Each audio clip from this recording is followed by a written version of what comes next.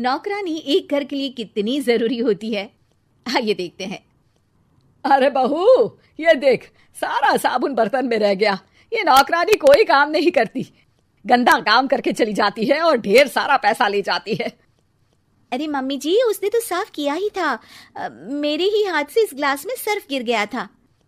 अरे बस कर झूठी, उसे बचाने के लिए सारी जुगत लगा ले, लेकिन मैं तो इसे निकाल कर ही रहूंगी। हमारे जमाने में ना कोई नौकरानी थी और ना ही ये चिकने बर्तन। चूल्हे के जले बर्तनों को राख रगड़ कर साफ किया करती थी मैं। अरे माँ जी, मैं कहाँ बचा रही हूँ उसे। और वैसे भी आजकल नौकरानी जरूरत नहीं, स्टेटस सिंबल बन गया है। अब आप बताओ, मैं मुन्ना को नीचे घुमाने ले जाऊं तो लोगों से क्या बोलूं? झाड़ू पोछा खुद लगा रही हूँ। लोग सीधा यही पूछते हैं कि कौन सी नौकरानी काम कर रही है तेरे घर पर। अरे बस कर, ये भी कोई बात होती है? मम्मी जी, आप नहीं समझेंगी। शाम को नौकरानी घर आकर काम कर ही रही होती है कि सास को कहती है, माँ जी एक बात बोलूं, बुरा न मानना। अरे वैसे तो मुझे तेरी शक्ल ही पसंद नहीं है, बात क्या खाक पसंद आएगी। अरे माँ जी, सुन तो लीजिए क्या कह रही है। तो मैंने कौन सा उसका मुंह पकड़ लिया है? अरे माँ जी, वो लाल साड़ी पहनती हो ना, ना पहना करो। सास का गुस्सा अब तो 7वें आसमान पर होता है। अरे वाह जी वाह, क्यों ना पहना करूं? और तू होती कौन है ये बताने वाली कि मैं क्या पहनूं क्या ना पहनूं? अरे माँ जी, पूरी बात तो सुन लो, वो बोलना क्या चाह रही है। अरे बुरा न मानो आंटी जी। अरे कौन है आंटी? अपनी उम्र देखी है तूने? 2-4 साल ही छोटी होगी मुझसे और मुझे आंटी बोल रही है। बहू सर पर हाथ रख लेती है। अरे अच्छी खासी उम्र दराज हो और आंटी ना बोलूं? मैं तुम्हारी बहू से भी 4 साल छोटी हूं। क्यों दीदी? बोलती भी क्या, एक तरफ सास यानी पति की माँ, तो दूसरी तरफ नौकरानी जिसके बिना घर का काम नहीं चल सकता। वो दरअसल माँ जी की शादी भी बहुत जल्दी हो गई थी ना। अच्छा ये झगड़ा छोड़ो, ये बताओ तुम माँ जी को लाल साड़ी पहनने से क्यों मना कर रही हो? वो ना, इनकी उम्र की सारी औरतें सोसाइटी में इनके लिए बात करती हैं कि तुम्हारी सास बुढ़ी घोड़ी लाल लगाम है। बहू को ये सुनकर गुस्सा आ जाता है। अरे वाह वाह, कौन बोलता है जी?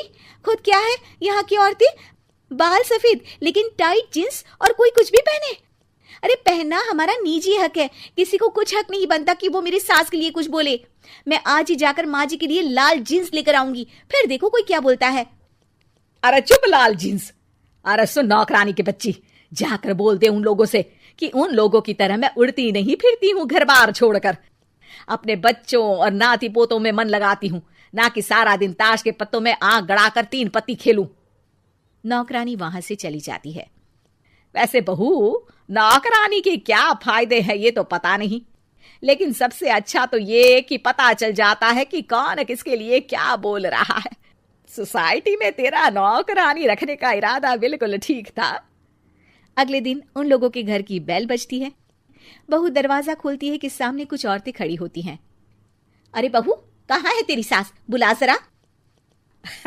अरे बहन जी, आप सारी एक साथ आइए आइए, कैसे आना हुआ? अरे 3 पत्ते खेलने आई हैं, क्यों खेलोगी?